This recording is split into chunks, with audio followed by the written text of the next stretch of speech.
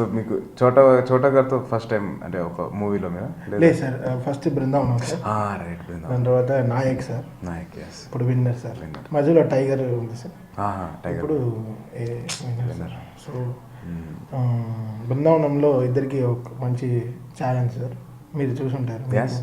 So ఏ రాజా songs అంతా నేను song ఇస్తే నువ్వా నేనా అలాగా ఇద్దరం ఫైట్ చేసుకుంటాం సార్. అదే సేమ్ థింగ్ జరుగుతుంది ఇప్పుడు కూడా.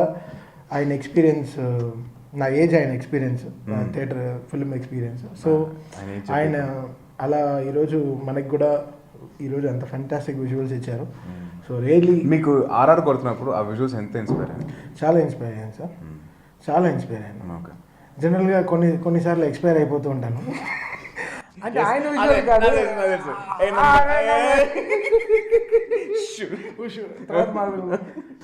సో ఈ సినిమా మొత్తం ఇన్స్పిరేషనే సార్. ఎందుకంటే గోపి ఈ సినిమాకి ఎంత కష్టపడ్డాడో నాకు తెలుసు సార్. ఈ సినిమాకి ఫ్రమ్ ద డే వన్ మేము కంపోజింగ్ కూర్చున్నప్పుడు కానీ ఒక సాంగ్ వచ్చినప్పుడు వెంటనే చోటా గారికి ఫోన్ చేసి సార్ ఇది అక్కడ తీద్దాం.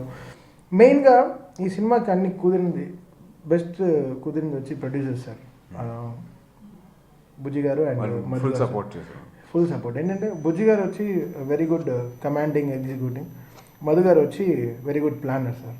సో వీళ్ళిద్దరు కలిసినప్పుడు ఆటోమేటిక్గా ఏ ప్రోడక్ట్ అయినా 100% బాగా రావడానికి చూస్తారు సార్. అది ఎంత కాబట్టి టీం బాగా సెట్ చేసుకుంటారు సార్. సో డైరెక్టర్ గోపిగా తనకి బాడీ గార్డ్ కానీ, పండగ చేసుకో కానీ, దాని తర్వాత ఈరోజు బలుపు కానీ, సో ఈ 3 సినిమాల్లో తను ఎంత శ్రద్ధ పెట్టి ఎంత సినిమా ఎలా తీసుకొచ్చాడో మాకు తెలుసు సార్. ఎందుకంటే ఆయన వెనకాలే ఉన్నాను అప్పుడు అంతా కష్టపడి. సో శ్రద్ధ ఓకే మాట్లాడతాను సార్, డెఫినెట్గా తనతో మాట్లాడతాను సార్.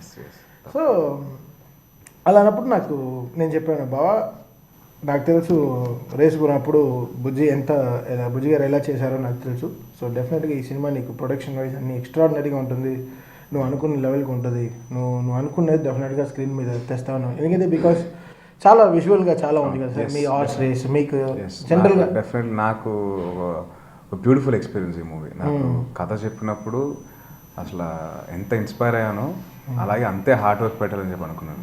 హార్డ్ వర్క్ కదా, hard work exactly, because that really worked and that gave me lot of inspiration. అంటే ఆ కథ విన్న వెంటనే నా వైపు నుంచి ఎంత ఎఫర్ట్ ఉండాలని చెప్పేసి నేను ఆలోచించాను తప్పించి అట్లా దానికి ఎంత కష్టపడాలన్న ఆలోచన రాలా. ఐ వాంటెడ్ టు వర్క్, అట్లా ఎంత కష్టం పర్లేదు. ఎందుకంటే సినిమాకి అంత మంచి కథకి న్యాయం చేయాలి. So beautiful story and Gopi అన్న నన్ను హ్యాండిల్ చేసిన విధానం డెఫినెట్లీ నాకు చాలా హెల్ప్ అయింది.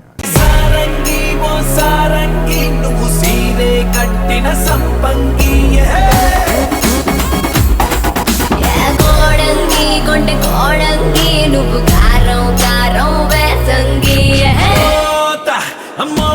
మోగిపోతి రావే నీ చేతిలో